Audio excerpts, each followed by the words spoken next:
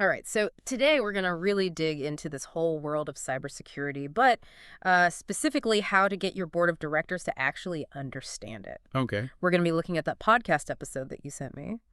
Are you speaking cybersecurity in a language your board understands? Right.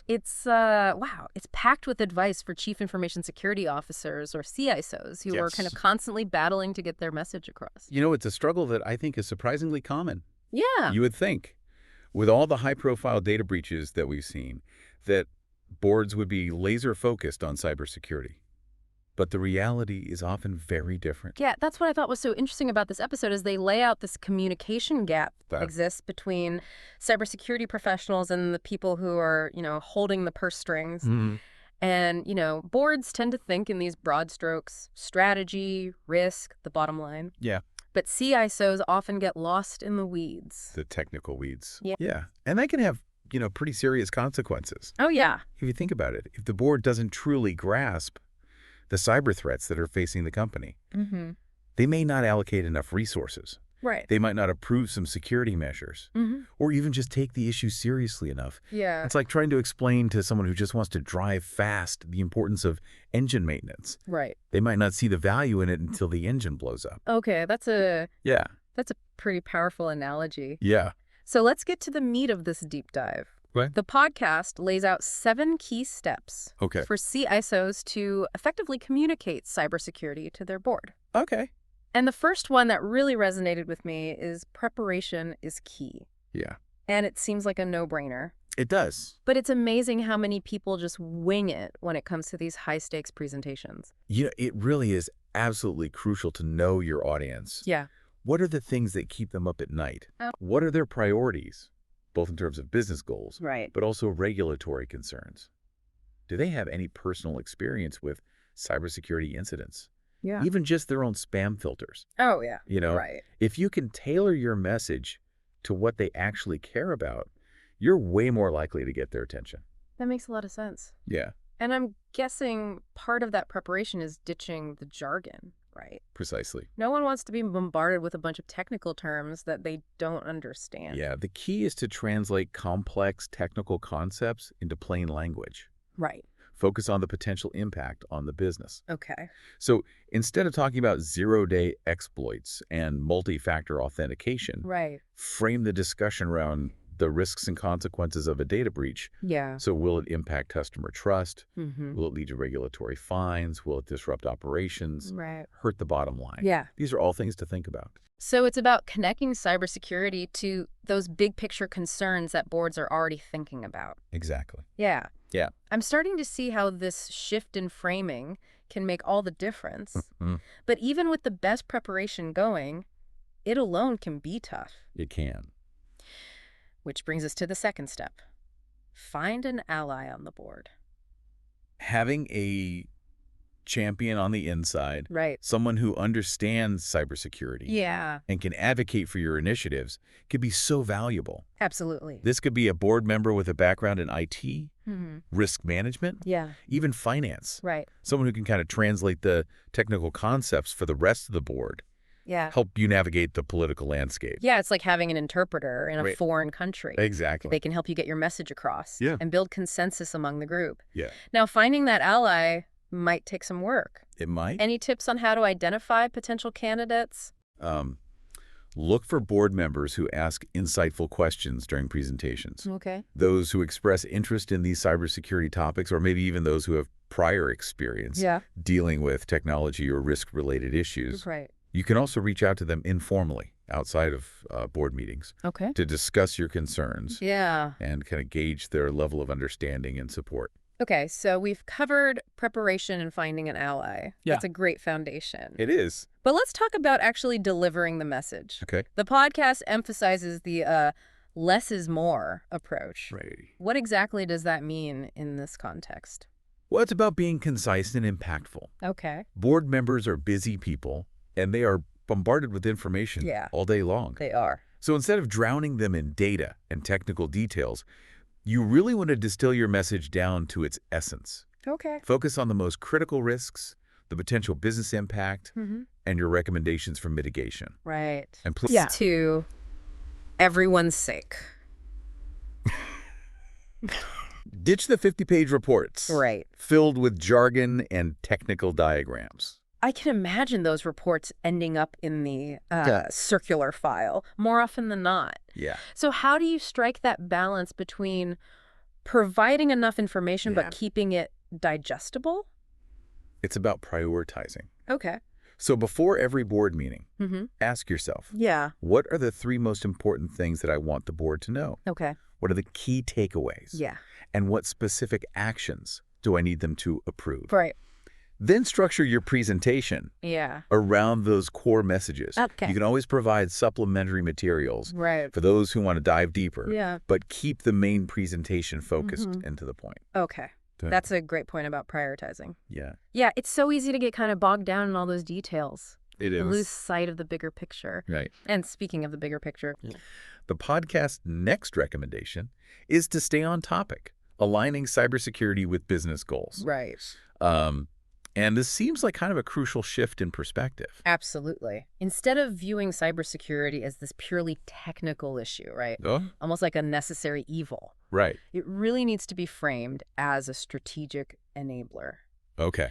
So how does strong cybersecurity contribute to customer trust, data protection, brand reputation, ultimately the company's bottom line? Yeah. If you can demonstrate that connection, then you're really speaking the board's language. That's such a smart approach. Yeah. You know, it's like instead of saying, hey, we need to invest in this expensive security software, you're saying this investment will protect our brand and potentially save us millions in the event of a breach. Exactly. And suddenly it's not just a cost, it's an advantage. It's a strategic advantage, yeah. Yeah. And to strengthen your case even further, don't underestimate the power of real-world examples. You know, the podcast uses the example of a retail giant's data breach during the holiday season. Right. Which cost them millions in sales. Of course. And really damaged their reputation. Yeah.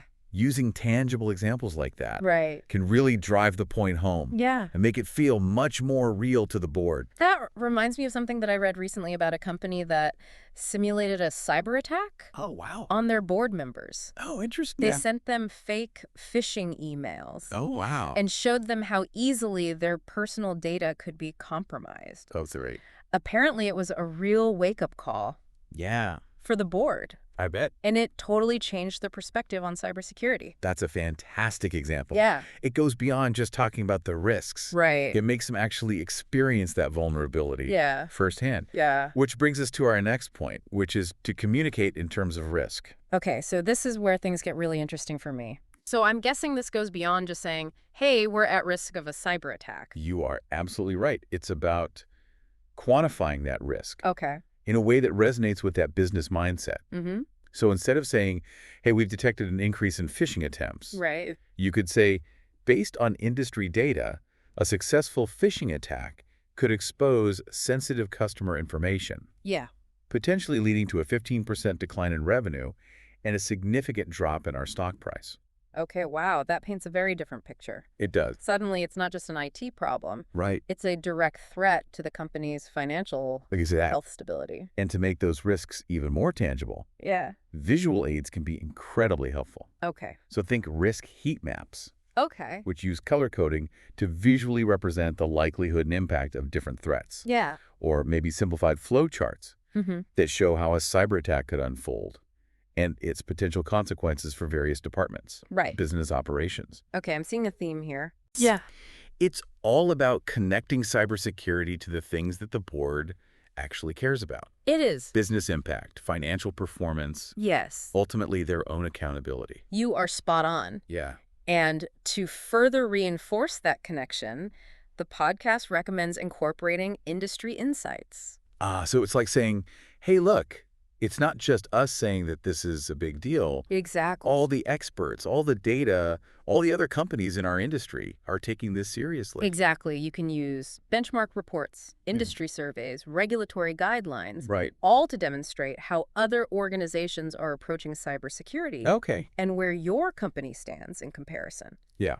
So, for example, you could say 75% of companies in our sector have already implemented multi-factor authentication for all employees. Right. We're lagging behind, and that puts us at greater risk of a data breach. That's a really compelling argument. It is. It adds credibility and a sense of urgency to your recommendations. Yeah. It's like, hey, we're not just making this up. This is the best practice, and we need to catch up. Exactly. And speaking of making things compelling, the podcast goes beyond just presenting dry facts and figures. It does. It emphasizes the power of storytelling. Yes. Okay, now this is something I'm always interested in. Yeah. How do you effectively use storytelling in a context like this? Right. I mean, we're not talking about bedtime stories here. No, we're not talking about bedtime stories. We're talking about weaving those facts and figures into a narrative that resonates with the board's emotions and priorities. Okay. So you could start with a real-world anecdote, maybe that retail giant breach that we talked about earlier, to grab their attention. Right. Then paint a picture of the potential consequences if a similar attack were to occur to your company. Okay. Describe the chaos, the disruption, the financial losses, the reputational damage. Make them feel the impact. So it's almost like you're creating this mini-movie in their minds. Exactly. And they can experience it firsthand. And once you've captured their attention and painted that vivid picture, connect those potential consequences back to the company's strategic goals. Right. How would a cyber attack impact their top priorities? What would be the ripple effect across the organization? Right. And then, of course, you present your recommendations as the solution. Right. As the way to avoid that nightmare scenario. I'm seeing how powerful that can be. It's not just about presenting data. Yeah. It's about creating an emotional connection. Right. A sense of urgency. Yeah. And a shared understanding of the stakes that are involved. Mm-hmm. But isn't there a risk of going overboard with the storytelling? Sure. And making it seem too dramatic? Sensationalized? That's a valid concern. Yeah. You do want to strike a balance. Right. The goal is to be compelling and persuasive. Yeah. But without resorting to fear-mongering or exaggeration. Right. Stick to the facts. Yeah. Use credible sources. And really just focus on the potential real-world consequences that matter most to the board. Okay, that makes sense. So we've covered a lot of ground here. We've talked about the importance of preparation, finding an ally, framing cybersecurity in terms of business goals, communicating risks effectively, using industry insights, and harnessing the power of storytelling. Exactly. It seems like a pretty comprehensive approach to bridging that communication gap. Yeah, and if you think about it, all of these steps are interconnected. Yeah.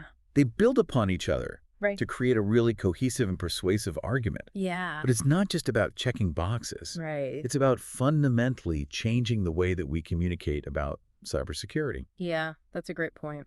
So as we're wrapping up this part of our deep dive, I'm curious, what are your kind of key takeaways from everything we've talked about so far? What's so fascinating here is that while this episode is focused on cybersecurity and boards, the underlying communication challenges and the solutions are incredibly relevant to anyone who needs to convey complex information and secure buy-in from decision makers. That's so true. I'm already thinking about how I can apply these principles to my own work, even outside of the realm of cybersecurity. I think it's about finding that right balance between technical accuracy and accessibility and really just tailoring your message to your specific audience. Yeah. So whether you're pitching a project to your boss, you're explaining a technical concept to a client, or even just trying to get your point across in a meeting, the ability to communicate clearly and persuasively is essential. And I think one of the biggest takeaways for me is the importance of framing the conversation in a way that resonates with the audience's priorities and concerns. Absolutely. It's not about dumbing things down.